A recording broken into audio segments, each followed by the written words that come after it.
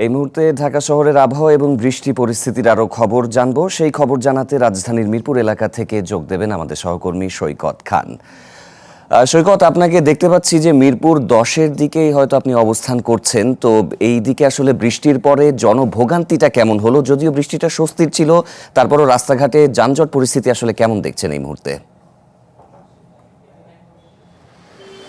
সকাল 7টা থেকে যে বৃষ্টি শুরু হয়, এই বৃষ্টির কারণে আসলে ধীরে ধীরে বৃষ্টির প্রকোপটা বাড়তে থাকে এবং এরই সঙ্গে আপনার রাজধানীবাসীর এই যে আপনি যেমনটি বললেন যে স্বস্তির পরেও একটি ভোগান্তির কারণ হয়ে দাঁড়ায়। আমি বর্তমানে আছি মিরপুরের ঠিক কাজীপাড়ার একটু মেট্রো স্টেশনের একটু আগে। তো এখানকার যে পরিস্থিতি, যে নগরবাসী বিভিন্ন তাদের কর্মস্থল এবং বিভিন্ন তাদের যে জায়গায় পৌঁছানোর জন্য যে যানবাহনগুলো ব্যবহার করে থাকে, কিন্তু এই বৃষ্টির কারণে প্রত্যেকটি যানবাহন থেকে শুরু করে সব কিছুরই একটি সংকটের মতো ধরতে গেলে বলাই চলে। যে আসলে বৃষ্টির কারণে সাধারণত মানুষজন ঘর থেকে বেরোতে পারছিল না, কিন্তু যাদেরকে ঘর থেকে বেরোতে হবে তাদেরকে বের হওয়ার জন্য যে বিভিন্ন যানবাহন ব্যবহার করতে হয়, যেমন রিক্সা, বাস, কিন্তু এই বৃষ্টির কারণে আসলে সাধারণত তারা ওই গন্তব্যস্থলে পৌঁছানোর জন্য এই যানবাহনটি ব্যবহার করতে তাদের একটি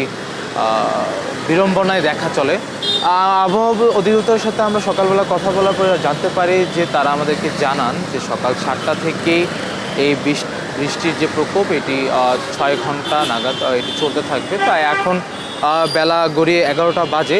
এখন বৃষ্টির মাত্রাটা বর্তমানে মিরপুর এলাকাতে নাই বলতেই চলে। যদিও আমি মিরপুর আসার আগে গুলশান হতে যে বাড্ডা লিংক রোডের যে রাস্তাটি, এটিতে আসার সময় দেখলাম যে বিভিন্ন গাড়ি এবং বিভিন্ন যেই রিক্সা সহ যে পাঠাও বর্তমানে যে আমাদের সাধারণ নগরবাসীর যে অন্যতম বাহক, এইগুলো আসলে প্রচুর পরিমাণে সংকট দেখা যায়।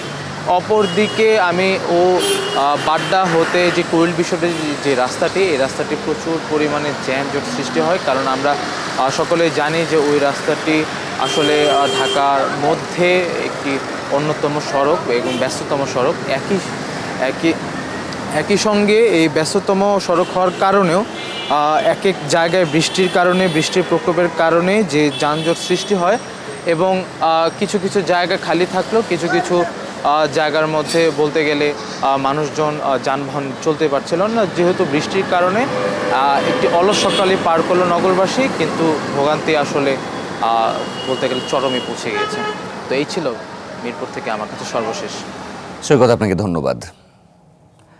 রাজধানী ঢাকার আবহাওয়া পরিস্থিতির খবর সহকর্মী জানাচ্ছিলেন। এদিকে লঘুচাপ ও মৌসুমি বায়ুর প্রভাবে দেশের বিভিন্ন স্থানেও মাঝারি থেকে ভারী বৃষ্টি হচ্ছে। দুর্যোগপূর্ণ আবহাওয়ার কারণে সমুদ্র বন্দরগুলোতে 3 নম্বর সতর্ক সংকেত দেখাতে বলা হয়েছে। অনেক স্থানেই বৃষ্টির সাথে ঝোড়ো হাওয়া ও বজ্রপাতেরও পূর্বাভাস আছে। এদিকে টানা ভারী বৃষ্টি, উজান থেকে নেমে আসা পাহাড়ি ঢল ও আকস্মিক বন্যার শঙ্কা দেখা দিয়েছে সুনামগঞ্জ, মৌলভীবাজার ও কিশোরগঞ্জের বিস্তীর্ণ এলাকায়।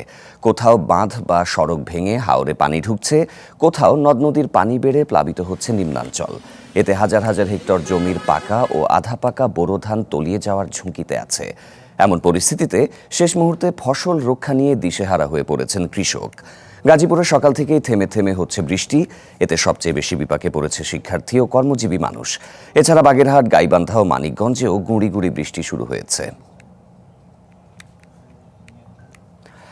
এদিকে দেশের যে সমুদ্র বন্দরগুলো রয়েছে এবং নদী, সেখানে সতর্ক সংকেত চলছে। আবহাওয়া অধিদপ্তর জানিয়েছে যে এলাকাভেদে বৃষ্টি বা বজ্র বৃষ্টি হওয়ার সম্ভাবনা আছে। আমরা এবার আবহাওয়া পরিস্থিতির খবর জানাতে পটুয়াখালী থেকে যোগ দেব আমাদের সহকর্মী মহিবুল্লাহ চৌধুরীর সাথে। মহিবুল্লাহ, আপনাকে দেখতে পাচ্ছি যে সমুদ্র সংলগ্ন এলাকাতেই আপনি রয়েছেন। তো আবহাওয়া পরিস্থিতির ব্যাপারে আসলে কি তথ্য রয়েছে, আর নদীপথে যে সকল যানবাহন চলাচল করছে সেগুলোর ব্যাপারে কোনো সতর্কতা দেওয়া হয়েছে কি? জি, ধন্যবাদ আপনাকে।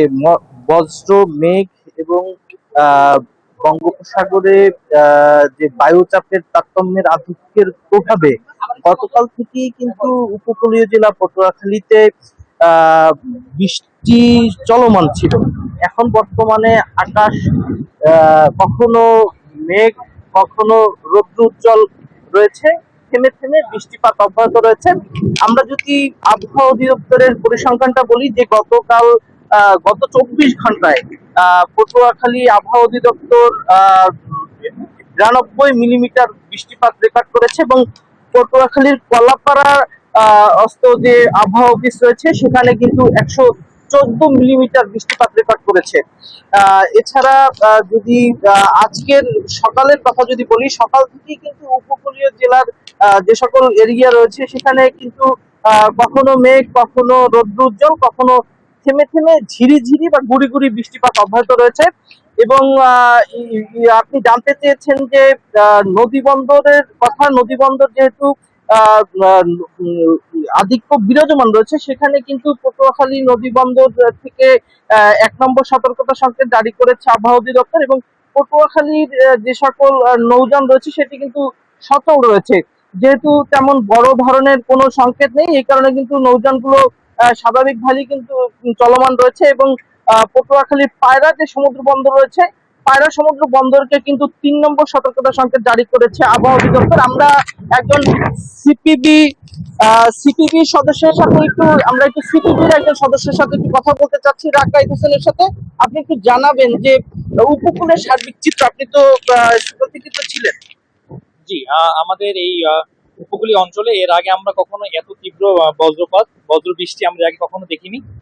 যেটা আমাদের দেখা এই প্রথম তীব্র বজ্র বৃষ্টি। এর পাশাপাশি হচ্ছে যে বোরো মৌসুমে ধানের অনেক ক্ষয়ক্ষতি হয়েছে, কারণ প্রচুর বৃষ্টি হয়েছে, পানি জমে গেছে। পাশাপাশি হচ্ছে গৃহপালিত পশু, বিশেষ করে গরু ছাগলের অনেক মৃত্যুর ঘটনা আমাদের অত্র এলাকায় ঘটেছে। জি, ধন্যবাদ। যেমনটি শুনছিলেন যে তিনি কিন্তু বলেছেন যে মানুষের কোনো হতাহতের বা নিহতের ঘটনা না থাকলেও গবাদি পশুর কিন্তু অনেকগুলো মারা গিয়েছেন বলে তিনি আমাদেরকে জানিয়েছেন। তো আবহাওয়ার এই ছিল পটুয়াখালী থেকে সর্বশেষ তথ্য। মহিবুল, আপনি সাথেই থাকুন। এই মুহূর্তে আমরা দেখতে পাচ্ছি সুনামগঞ্জ থেকে আমাদের সহকর্মী জাকির হোসেন আমাদের সাথে যোগ দিয়েছেন। এবার যেতে চাই তার কাছে। জাকির, এই যে ভারী বৃষ্টিপাত, এই আবহাওয়ার ফলে বাঁধ ভেঙে বড় জমির ফসল পানিতে তলিয়ে যাচ্ছে, যারা কৃষক রয়েছেন আসলে তারা কি পরিমাণে ক্ষতির সম্মুখীন হতে পারেন?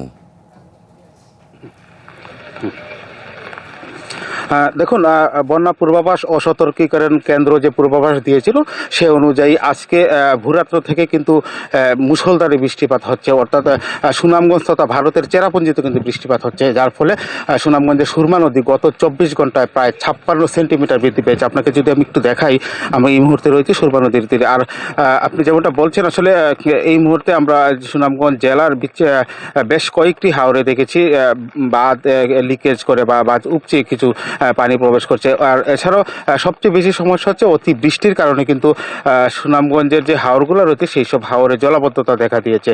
এখন পর্যন্ত সুনামগঞ্জে 2,23,000 হেক্টর বুড়ো ফসলের মধ্যে এখন পর্যন্ত আজকে পর্যন্ত 45% ধান কাটা হয়েছে, অর্থাৎ এখন পর্যন্ত যে 55% ধান কিন্তু রয়ে গেছে। এখন কিন্তু কৃষকদের মধ্যে একটু উদ্বেগ উৎকণ্ঠা কাজ করছে। যদিও 45% যে ধান কাটা হয়েছে সেই বৃষ্টির কারণে কিন্তু এখনো এই বৃষ্টির কারণে কিন্তু এখন সেই সব ধান কিন্তু তারা শুকাতে পারছে না। এটা একটা চরম একটা বিড়ম্বনা। আর যেহেতু নদীর পানি বৃদ্ধি পাচ্ছে, সেহেতু যে সুনামগঞ্জে যে প্রায় 700-রও অধিক ফসল রাখা বাঁধ ছিল, সেই সমস্ত বাঁধ কিন্তু এই মুহূর্তে ঝুঁকির মধ্যে রয়েছে। আমরা এমনটাই দেখেছি। আমি কথা বলেছিলাম পানি উন্নয়ন বোর্ডের নির্বাহী প্রকৌশলী মামুন হাওলাদারের সাথে। তিনি আমাকে জানিয়েছেন আজকে থেকে ভারী থেকে অতি ভারী বর্ষণ হওয়ার একটা সম্ভাবনা রয়েছে এবং নিম্নাঞ্চলে বন্যা পরিস্থিতির সৃষ্টি হতে পারে বলে তিনি আমাদেরকে জানিয়েছেন। এদিকে ভারতের চেরাপুঞ্জিতেও কিন্তু বৃষ্টিপাত অব্যাহত থাকবে এবং ভারী থেকে অতি ভারী বৃষ্টিপাত হবে।